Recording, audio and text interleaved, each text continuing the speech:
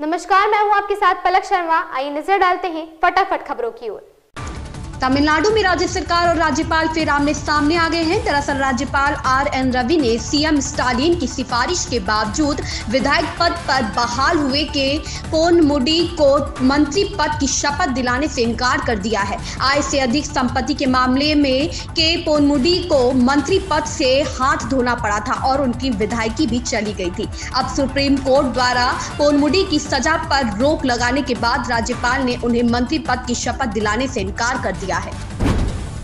रूसी राष्ट्रपति पुतिन ने यूक्रेन में युद्ध को बड़े पैमाने पर बढ़ाने की घोषणा की। उन्होंने कहा कि अगर यूक्रेन में उनकी कार्यवाही को चुनौती दी गई तो परमाणु हथियारों का इस्तेमाल किया जाएगा। गौरतलब है कि रूस के पास सबसे बड़ा शस्त्रागार है जो दुनिया को कई बार बर्बाद कर सकता है। इससे अमेरिका, नाटो और यूरोपीय देश चौंक गए। हालांकि वे जानते हैं कि परमाणु हथियारों का इस्तेमाल जल्दबाजी में करने की संभावना नहीं है। साउथ सुपरस्टार सूर्या इन दिनों अपनी अपकमिंग फिल्म कांगुवा को लेकर चर्चा में है। फिल्म की घोषणा के बाद से फैंस सूर्या की इस फिल्म का बेसब्री से इंतजार कर रहे हैं। अब कांगुवा को लेकर एक बड़ा अपडेट सामने आया है। निर्देशक सिरुथाई शिवा के निर्देशन में बनी इस फिल्म के टीजर की रिलीज डेट का ऐलान कर दिया गया है।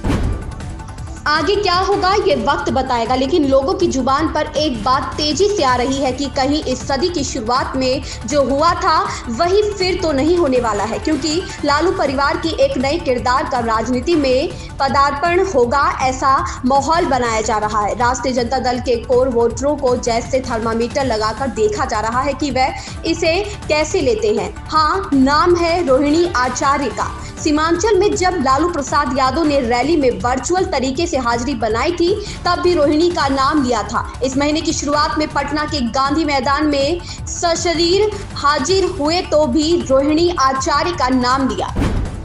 सुप्रीम कोर्ट ने धन शोधन मामले में आम आदमी पार्टी नेता सत्येंद्र जैन की नियमित जमानत वाली याचिका को सोमवार को खारिज कर दिया है। सत्येंद्र जैन की सभी याचिकाएं खारिज कर दी गई हैं। अब उन्हें जल्द ही सरेंडर करना होगा। जैन को तत्काल सरेंडर करने का आदेश दिया गया है। यूपी में लोकसभा चुनाव से पहले की तरह ही 7 चरणों में होगा। पिछली बार पहले और छठे चरण के अलावा विपक्षी सपा बसपा गठबंधन का प्रदर्शन खराब रहा था। चौथे चरण में तो भाजपा ने विपक्षी गठबंधन का खाता तक नहीं खुलने दिया था। चुनाव पश्चिम से पूरब की ओर बढ़ा तो पहले चरण के बाद ही विपक्षी गठबंधन का प्रदर्शन बेहद खराब होता गया। वर्ष 2019 के चुनाव में भाजपा को 62, उसके सहयोगी अपना दल को 2, बसपा को 10, सपा को 5 और कांग्रेस को महज 1 सीट मिली थी। होली के त्योहार के अब कुछ ही दिन बाकी है। वृंदावन की होली के बाद काशी की रंग भरी होली और मसान की होली पर हर किसी की नजर टिकी होती है। ऐसे में इस पर्व को लेकर काशी वासियों में काफी उत्साह देखने को मिल रहा है। काशी में मार्केट की रौनक लोगों का उत्साह और बढ़ा रही है। दिल्ली के मुख्यमंत्री और आम आदमी पार्टी के राष्ट्रीय संयोजक अरविंद केजरीवाल आज प्रवर्तन निदेशालय के सामने पेश नहीं होंगे। आम आदमी पार्टी ने जानकारी देते हुए बताया कि अरविंद केजरीवाल ईडी के समन पर नहीं जाएंगे। जब कोर्ट से जमानत पर है तो ईडी बार बार क्यों समन भेज रही है? प्रवर्तन निदेशालय का समन गैर कानूनी है। भाजपा ईडी के पीछे छुपकर क्यों चुनाव लड़ना चाहती है?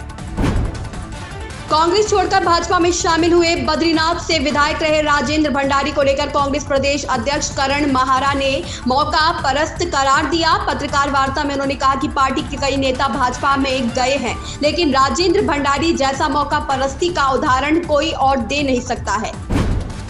केंद्रीय चुनाव आयोग ने मुख्यमंत्री योगी आदित्यनाथ के प्रमुख सचिव संजय प्रसाद को हटाने का निर्देश जारी किया है। आयोग ने ऐसे गृह सचिवों को हटाने का निर्देश दिया है जो मुख्यमंत्री कार्यालय का भी काम देख रहे हैं। संजय प्रसाद मुख्यमंत्री कार्यालय में प्रमुख सचिव होने के साथ साथ प्रमुख सचिव गृह की भी जिम्मेदारी निभा रहे हैं।